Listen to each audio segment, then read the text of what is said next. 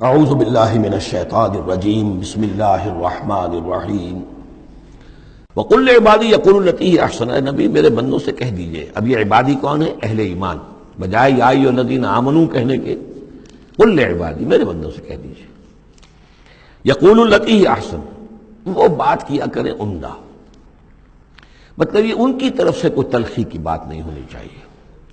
اب ان لوگوں کے آباء و اجداد سے بنے ہوئے ان کے خیالات ہیں، عقائد ہیں، ان کی ریتیں ہیں، ان کی رسمیں ہیں، ان کی حمیت ہے، ان کی غیرت ہے، عوام میں جہالت ہے، ان کے چودھریوں میں اپنے مفادات، اپنی حیثیت، اس کا احساس ہے۔ لہذا یہ تمام رکاوٹیں جو ان لوگوں کے راستے میں حائل ہیں ان کا خیال کریں تو اپنا جو داعی جو ہے اس کے اندر تحمل ہونا چاہیے، حلم ہونا چاہیے، داعی کہیں مشتعل نہ ہو۔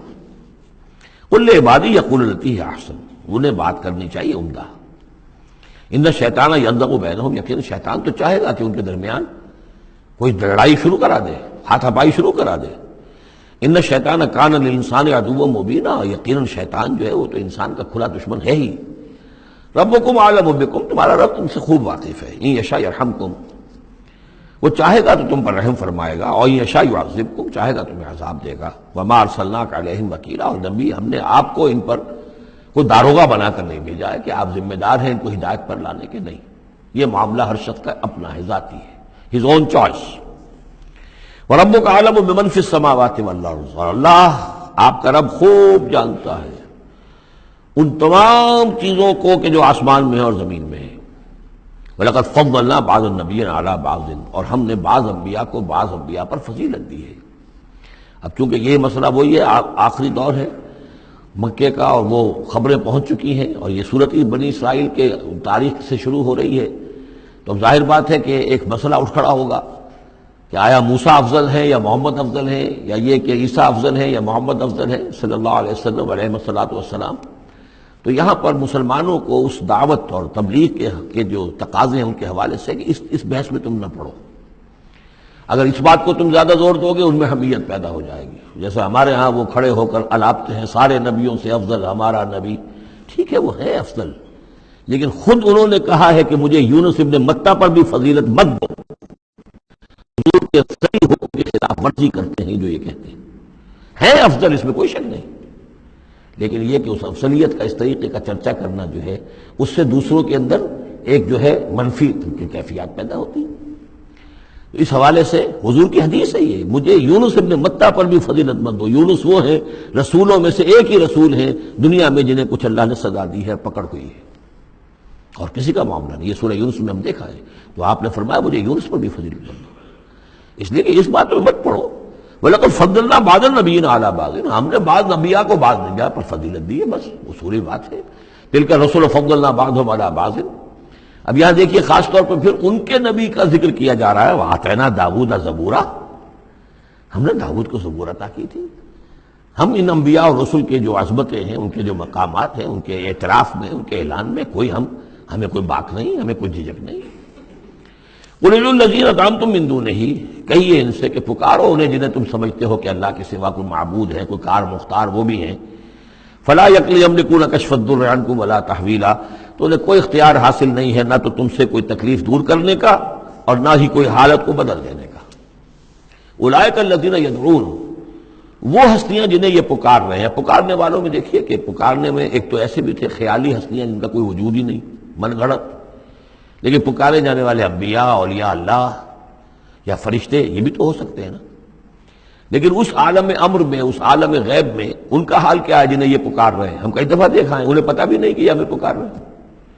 قیامت کے دن وہ تو انکار کریں گے، ہمیں کوئی معلوم نہیں تھا کہ تم نے ہمارے ساتھ یہ گستاخیاں کی ہیں، اور ہمیں شرمندگی کا سامان بن گئے ہو کہ اللہ تعالیٰ کے سامنے ہماری شرمندگی ہے کہ اللہ تعالیٰ کے ہاں پیش ہو رہے ہیں کہ ہمیں مد مقابل بنایا گیا اللہ کا۔ لہذا اولئک الذین یدعون یبتغون الی ربہم الوسیلۃ، اس عالم غیب میں وہ تو خود اللہ کے، اپنے رب کے تقرب کے متلاشی ہیں۔ یہ وسیلہ کا لفظ آ چکا ہے اس سے پہلے۔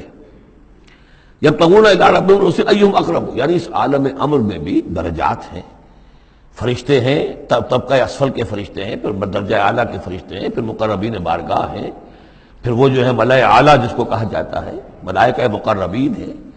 تو ان کے اندر بھی ایک درجہ بندی ہے، اور وہ اس عالم کے اندر بھی جیسے یہاں اللہ کے بندے تقرب اللہ کی کوشش کر رہے ہیں، وہ وہاں پر وہ بھی اس عالم کے اندر، بس فرق تو یہی ہے کہ وہ ہماری نگاہوں سے اوجھل ہے۔ جب تقول الی ربہم الوسیلۃ ایہم اقرب، چاہتے ہیں کہ اور آگے بڑھیں اور قرب ہو جائے، ایک دوسرے سے آگے نکل جائیں۔ وَيَرْجُونَ رَحْمَتَهُ، اور اس کی رحمت کے امیدوار ہیں، وَيَخَافُونَ عَذَابَهُ، اور اس کے عذاب سے ڈرتے رہتے ہیں۔ ان عذاب ربک کان محذورا، واقعہ یہ ہے کہ آپ کے رب کا عذاب جو ہے واقعتاً ایسی شے ہے جس سے ڈرتے رہنا چاہیے۔ وَإِن مِّن قَرْيَةٍ إِلَّا نَحْنُ مُهْلِكُوهَا قَبْلَ يَوْمِ الْقِيَامَةِ أَوْ مُعَذِّبُوهَا عَذَابًا شَدِيدًا، اور نہیں ہے کوئی بستی مگر یہ کہ ہم اسے ہلاک کر کے رہیں گے قیامت کے دن سے قبل، یا عذاب دیں گے اسے بہت ہی شدید عذاب۔ اس آیت کو جوڑ لیجئے گا، چونکہ یہ جوڑا ہے یہ سورت اور یہ سورہ کہف۔ لِيُنذِرَ بَأْسًا شَدِيدًا مِّن لَّدُنْهُ، بہت بڑی جنگ اور بہت بڑی تباہی جو آنے والی ہے قیامت سے قبل، اس کی طرف اشارہ ہے کہ یہ جو، اور آج کل جو بھی آپ تصور کر سکتے ہیں کہ ایٹمک جنگ اگر ہو جائے تو کیا ہوگا دنیا میں، نیوکلیئر وار ہو، اور کسی بھی وہ چھڑ سکتی ہے، لیکن یہ کہ قیامت سے پہلے الملحمۃ العظمیٰ، ایک بہت بڑی جنگ ہونے والی ہے، جس کی کہ احادیث کے اندر خبریں ہیں، جس کا تذکرہ پھر آئے گا سورہ کہف کے اندر صراحت کے ساتھ۔ تو کوئی بستی ایسی نہیں ہے، قیامت سے پہلے وہ عذاب آئے گا۔ اور معذبوها عذابا شدیدا کان ذلک فی الکتاب مستورا، اور یہ تمام چیزیں جو ہیں اللہ کی کتاب میں لکھی ہوئی ہیں، طے شدہ ہیں، وہ آنا ہے، اس کا ایک ٹائم ٹیبل معین ہے۔ وما منعنا ان نرسل بالآیات، اور ہمیں نہیں روکا اس سے کہ ہم آیات بھیجیں۔ اب وہ مسئلہ چھڑ رہا ہے دوبارہ جو سورہ انعام سے چل رہا ہے کہ نشانی کیوں نہیں دکھاتے، حصے نشانی، کوئی معجزہ۔ یہاں اللہ تعالیٰ فرما رہے ہیں کہ ہم نے اس طرح کے معجزے دکھانے کیوں بند کر دیے۔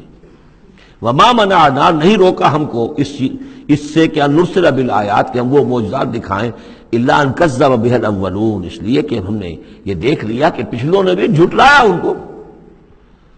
نہ تو سمود کو جو ہم نے ناقہ دی تھی ان کے مطالبے کے اوپر اس پر کوئی ایمان لایا، نہ عیسیٰ کو جو آخری معجزے ہم نے دے دیے، زندہ جانور پیدا کر دینا، گارے سے بنانا، پھونک مارنا اور اڑتا ہوا وہ پرندہ بن جائے، اور مردہ کو کہنا قم باذن اللہ اور وہ کھڑا ہو کے چلنے لگ جائے، اب اس سے آگے کون سا معجزہ ہوگا؟ لیکن کوئی مانا معلوم ان کذب بها الاولون، پہلوں نے بھی ان معجزات کا انکار ہی کیا، جھٹلایا۔ وآتینا ثمود الناقۃ مبصرۃ، ہم نے سمود کو، قوم سمود کو، ان کی آنکھیں کھولنے کے لیے ہم نے اونٹنی والی نشانی دکھا دی، فظلموا بها، انہوں نے اس پر بھی ظلم کیا۔ وما نرسل بالآیات الا تخفیفا، اور ہم نہیں بھیجتے اپنی آیات، نشانیاں، مگر صرف خبردار کرنے کے لیے۔ وہ خبردار کرنے کے لیے اب ہم اپنی قرآن مجید کی آیات بھیج رہے ہیں۔ وَإِذْ قُلْنَا لَكَ إِنَّ رَبَّكَ أَحَاطَ بِالنَّاسِ، اور جب ہم یہ کہتے ہیں کہ آپ کے رب نے تو لوگوں کا احاطہ کیا ہوا ہے، تب بھی یہ کہتے ہیں اس کا کیا مطلب ہے؟ کہاں ہے اللہ؟ کہاں ہمارا احاطہ ہوا ہوا ہے؟ ظاہر بات ہے کہ یہ مسئلہ ہے جو سمجھیے فلسفے کے مشکل ترین مسائل میں سے ہے۔ حقیقت و ماہیت وجود، ایک اللہ کا وجود ہے، ہر جگہ ہے، ہر آن ہے، لیکن یہ کہ یہاں دنیا میں ہے کہ نہیں ہے، یہ دنیا ہے یا اللہ ہے، کیا ہے؟ اب یہ سمجھ میں آنے والی بات نہیں ہے۔ اسی لیے کچھ لوگوں نے اس کو ہماوست، سب کا یہ کائنات جو ہے خدا ہی ہے، خدا ہی نے یہ روپ دھار لیا ہے، جیسے انسانوں کا روپ دھار لیتا ہے وہ اوتار کی شکل میں آ جاتا ہے، ایسے خدا نے اس کائنات کی شکل اختیار کر لی ہے۔ اس کو پینتھیزم کہتے ہیں انگریزی میں، ہماوست، سب خدا ہی ہے۔ یہ بہت بڑا کفر ہے، شرک ہے۔ تو کیسے سمجھیں؟ بہت سی چیزیں ہیں جو انسان کی سمجھ سے بالاتر ہیں۔ اللہ ہے کیسے ہے؟ کیا دنیا میں اللہ نہیں ہے تو اللہ کی ذات محدود ہو گئی؟ پوری یہ کائنات، اس میں اللہ کا وجود ہی نہیں ہے تو اس کا مطلب یہ کہ اللہ تو پھر علیحدہ کہیں ایک محدود سی شخصیت ہو گئی جو کسی جگہ پر ہے، لیکن اللہ تو ایبسلیوٹ ایگزسٹنس ہے اس کی، کسی حدود اور قیود اور زمان و مکان اور سمت، ان سے تو باورا ہے، وراء الورا ثم وراء الورا۔ وَمَا جَعَلْنَا الرُّؤْيَا الَّتِي أَرَيْنَاكَ إِلَّا فِتْنَةً لِلنَّاسِ۔ اسی طریقے سے اب یہ مسائل گنوائے جا رہے ہیں کہ جو لوگوں کے لیے بڑے، ان کا چونکہ ان کی طرف سے ان کا رد عمل جو ہے وہ صحیح نہیں ہوتا، لہذا اللہ تعالیٰ نے معجزے دکھانے بند کر دیے ہیں، اور حضور کے بارے میں طے کر لیا کہ وہ معجزہ نہیں دکھائیں گے جس طرح کا معجزہ یہ مانگ رہے ہیں۔ اسی طرح ہم نے جو آپ کو مشاہدہ کرایا جس شب معراج کا، وما جعلنا الرؤيا التي، رؤیا یہاں خواب کے معنی میں نہیں ہے، جیسے رؤیت بصری ہے، ہم دیکھ رہے ہیں، یہ بھی تو رؤیت ہی ہے، تو حضور کو باقاعدہ مشاہدہ کرایا، التي اریناک کا جو آپ کو دکھایا ہم نے، الا فتنة للناس، وہ بھی لوگوں کے لیے فتنہ بن گیا۔ لوگوں نے کہا کہ یہ تو معلوم ہوتا کہ اب بالکل ہی ان کا دماغ چل گیا ہے، معاذ اللہ ثم معاذ اللہ۔ بہت خوش ہوئے تھے مشرکین مکہ، بہت خوش ہوئے، چلو جی چلیے اب ہماری مشکل حل ہو گئی، اب تو ہم تمام مسلمانوں کو باور کروا لیں گے کہ آج تک تم نہیں مانتے تھے، واقعتاً محمد کا دماغ چل گیا ہے صلی اللہ علیہ وسلم۔ وہ کہہ رہے ہیں میں راتوں رات بیت المقدس بھی ہو کے آ گیا ہوں اور میں آسمانوں کی سیر کر کے آ گیا ہوں۔ اب یہ بات ناقابل قیاس، کیسے انسان سمجھے، گمان نہیں کر سکتا۔ آج تو پھر بھی آپ سوچ سکتے ہیں کہ آج تو آپ کے پاس وہ ذرائع ہیں کہ چاند پر بھی آپ پہنچ گئے ہیں، لیکن یہ کہ آج سے آپ 1400 برس پہلے کے انسان کے بارے میں سوچئے، اسے بیت المقدس جانے کے اندر بھی جو ہے 15 دن لگتے تھے، تو کیسے وہ گیا اور گئے بھی اور آ بھی گئے رات ہی رات کے اندر۔ بڑے خوش ہو کر آئے حضرت ابوبکر کے پاس، ابو بکر سنا تمہارے ساتھی کیا کہہ رہے ہیں؟ کہ کیا کہہ رہے ہیں؟ وہ کہہ رہے ہیں میں رات کو بیت المقدس ہو کر آ گیا ہوں۔ ایک دفعہ ایک لمحہ توقف کیا، کیا واقعی کہہ رہے ہیں؟ ہاں ہاں کہہ رہے ہیں، چلو ہم تمہیں ملوا دیتے ہیں، ان سے کہلوا دیتے ہیں، چلو صحیح، اگر وہ کہہ رہے ہیں تو ٹھیک کہہ رہے ہیں، بس ختم۔ اس دن سے صدیق کا لقب، وہ کہہ رہے ہیں تو ٹھیک کہہ رہے ہیں۔ اور فرمایا جب میں یہ مانتا ہوں کہ آسمان سے روز ان کے پاس فرشتہ آتا ہے، تو اگر وہ آسمان ہوا ہے تو کون سی بڑی بات ہو گئی؟ اگر اللہ کا فرشتہ آسمان سے روز آتا ہے ان کے پاس، تو وہ آسمان پر ہو کے آ گئے تو کون سی بڑی بات ہوئی؟ وہ اگر کہہ رہے تو سب کہہ رہے ہیں۔ مستند ہے ان کا فرمایا ہوا، وما جعلنا الرؤيا التي اريناك الا فتنة للناس، یہ بھی لوگوں کے لیے فتنہ بن گیا۔ وشجرة ملعونة فی القرآن، اسی طرح ایک مثال ہے قرآن مجید میں زقوم کے درخت کا ذکر آتا ہے کہ وہ درخت جو ہے وہ عین جہنم کے اس کے تہ کے اندر اس کی جڑ ہوگی، وہاں سے وہ درخت کیسا ہوگا؟ آگ کے اندر درخت، ہاؤ از اٹ پاسبل؟ اب یہ زقوم کا لیے یہ بھی ان کے لیے ایک فتنہ بن گیا۔ اب یہ چیزیں نہیں جانتے کہ اس عالم کا کہ جو فزیکل لاز ہے وہ اور ہوں گے، مختلف ہوں گے، اس آگ کی نوعیت اور ہے، وہ آگ یہ نہیں ہے، وہ آگ جو ہے اس کی حیثیت ہی کچھ اور ہے۔ تو فرمایا وَالشَّجَرَةُ الْمَلْعُونَةَ فِي الْقُرْآنِ، اور جس قرآن مجید میں جس ملعون شجر کا ذکر ہے، وَنُخَوِّفُهُمْ، کہ یہ ساری باتیں ہم انہیں بتاتے ہیں خبردار کرنے کے لیے، فَمَا يَزِيدُهُمْ إِلَّا طُغْيَانًا كَبِيرًا۔ اب یہ ان کی بدبختی ہے کہ ان تمام چیزوں سے ان کے اندر سرکشی ہی کے اندر اضافہ ہو رہا ہے، بڑھتے چلے جا رہے ہیں سرکشی میں۔ صدق اللہ العظیم۔